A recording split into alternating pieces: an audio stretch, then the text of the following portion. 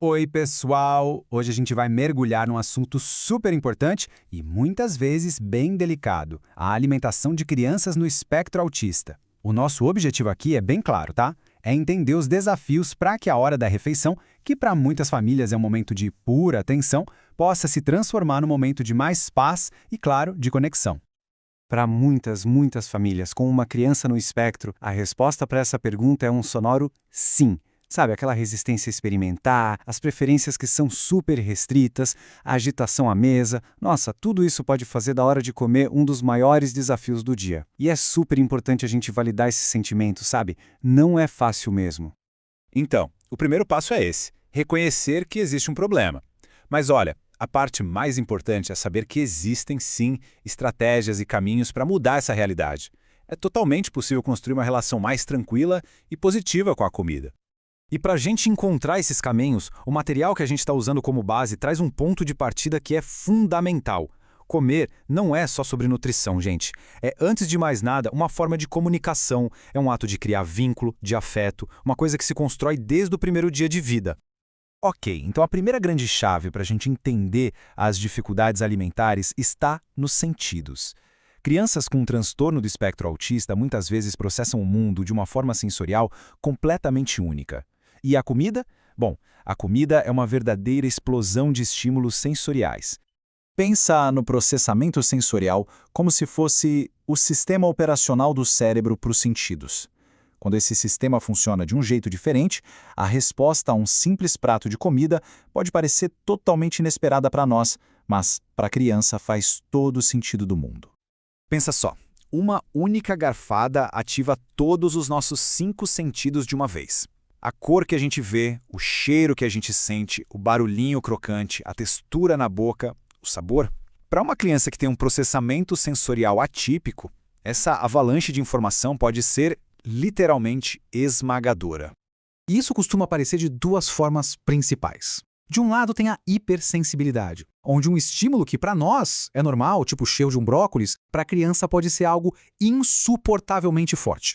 Do outro lado tem a hipossensibilidade, que é quando a criança precisa de sabores e texturas muito intensos para o cérebro dela conseguir registrar aquela sensação. Os 2 caminhos acabam levando à seletividade alimentar. Mas olha, a questão sensorial é só uma parte da história. Existe outra peça nesse quebra-cabeça que é fundamental e que muitas vezes passa batido. Aquilo que parece ser um comportamento de desafio à mesa pode ser, na verdade, um sinal de desconforto físico, principalmente gastrointestinal. E a dimensão disso é de cair o queixo. Os estudos mostram que mais da metade das crianças com TAA tem algum sintoma gastrointestinal, como prisão de ventre, diarreia, dor de barriga. Para pensar. Mais de 1 em cada 2 crianças. É uma frequência muito, mas muito maior do que na população em geral. E é algo que a gente não pode, de jeito nenhum, ignorar. Essa é a pergunta de $1 milhão, né? Quando a comunicação verbal é um desafio, o corpo encontra outras formas de falar, e ele fala através do comportamento. A recusa de um alimento pode não ser sobre o gosto, e sim uma forma de evitar a dor que a criança sabe que vem depois. Então, o ponto crucial aqui é a observação. Uma piora repentina na seletividade, mais irritação, noites mal dormidas, tudo isso pode ser o corpo da criança tentando dizer que tem algo errado por dentro. É um sinal de alerta para a gente investigar a saúde do intestino. Beleza, a gente já entendeu um pouco dos porquês. Agora vamos para o como. Essa parte é sobre a gente se tornar uma espécie de observador atento, um verdadeiro detetive da comida para decifrar as preferências da criança e usar isso a nosso favor. A estratégia aqui é bem legal. É olhar com atenção para os alimentos que a criança já come e, basicamente, desmontar eles por características. Existe algum padrão? Será que ela só aceita coisas crocantes e de cor clara? Saber isso nos dá um mapa, um guia para começar a apresentar novos alimentos que tenham características parecidas.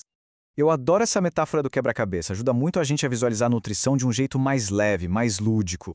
Um prato que só tem arroz e batata, por exemplo, tem peças do mesmo tipo, faltam outras peças para a gente conseguir completar a imagem toda. E aqui a gente vê isso na prática. O material classifica os alimentos em 3 grupos. Os energéticos, que são os carboidratos, os construtores, que são as proteínas, e os reguladores, que são as vitaminas e minerais. O objetivo não é a perfeição, gente, mas sim tentar incluir pelo menos uma pecinha de cada grupo, sempre respeitando as preferências da criança, claro. Agora a gente entra na parte mais prática do dia a dia, o ambiente. A forma como a gente oferece a comida e a atmosfera que a gente cria na mesa podem fazer toda a diferença. Podem transformar a refeição de um campo de batalha para um espaço de mais tranquilidade.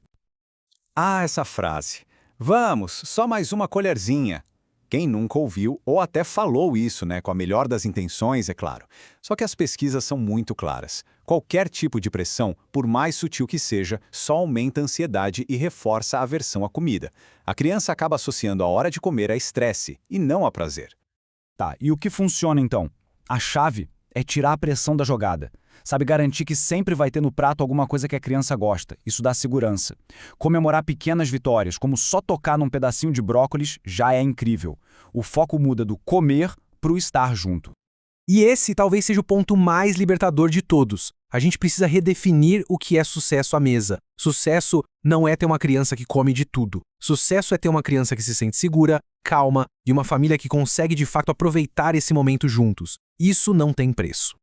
E para a gente fechar, fica essa reflexão final, que resume tudo. No fim do dia, a relação que a gente constrói em volta da comida é muito mais nutritiva do que qualquer alimento sozinho. A confiança e a conexão, a essa sim, são o prato principal. O resto vem com o tempo.